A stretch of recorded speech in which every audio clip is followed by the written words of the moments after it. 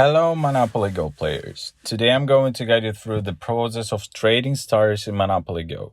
Before we're going to jump into the topic, please subscribe to our channel and put thumbs up to this video. Step number 1. Access your album.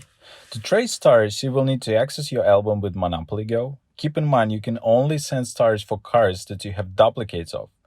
How can you tell that? Well, take a look at your album. See those stickers with a plus sign next to them? Well, that's your cue that you've got two duplicates. Step number 2. Choose a card to send. Now pick any card from your collection that has duplicates. For example, let's choose the Goodwill sticker. Give it a tap and you will see an option at the bottom that says send to a friend. Step number 3. Sending stars.